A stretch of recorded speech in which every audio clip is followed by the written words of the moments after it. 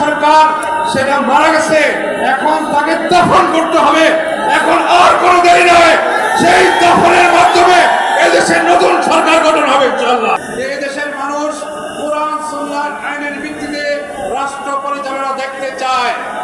نحمده ونصلي على رسوله الكريم أما بعد فأعوذ بالله من الشيطان الرجيم بسم الله الرحمن الرحيم وأعدوا لهم ما استطعتم من قوة ومن رباط الخيل ترهبون به عدو الله وعدوكم صدق الله مولانا العظيم محترم আজকের এই মহা সমাবেশের সম্মানিত সভাপতি, উপস্থিত উলামায়ে কেরাম ও উপস্থিত সম্মানিত উপস্থিতি, আল্লাহ রাব্বুল আলামিনের অশেষ মেহেরবানি যে আল্লাহ তাআলা আমাদেরকে মুসলমানদের একটি ভূখণ্ড বাংলাদেশ দান করেছেন।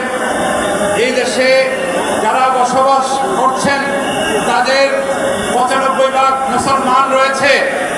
এই বিগত জালেম সরকারের পতনের পর এদেশের মানুষের অন্তরে একটি প্রত্যাশা জেগেছে যে এদেশের মানুষ কোরআন সুন্নাহর আইনের ভিত্তিতে রাষ্ট্র পরিচালনা দেখতে চায়।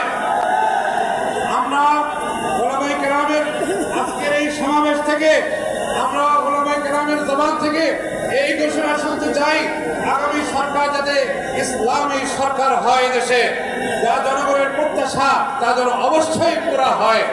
আমরা একটা কথা বলতে চাই, এখন বর্তমান গণভোটের নামে যে সমস্ত বিরোধিতা চলছে, গণভোট এই বাংলাদেশের নতুন কোনো কর্মসূচি বা কোনো বিষয় নয়।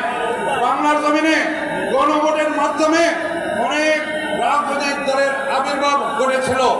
তাই আমরা বলতে চাই, গণভোটকে ভয় না পেয়ে আজকের এই ৮ দলের মূল দাবি আগামী নির্বাচন, আগামী জাতীয় নির্বাচনের পূর্বে গণভোট এদেশের জনগণের প্রত্যাশা। আমরা এই দাবি সরকারের কাছে চাই, যাতে সরকার এই দাবি মেনে নেয়। একটা কথা বলবো যে গত ফ্যাসিস্ট সরকার, হাসিনা সরকার সেটা মারা গেছে, এখন তাকে দাফন করতে হবে। এখন আর কোনো দেরি নয়, সেই দাফনের মাধ্যমে এদেশের নতুন সরকার গঠন হবে ইনশাআল্লাহ।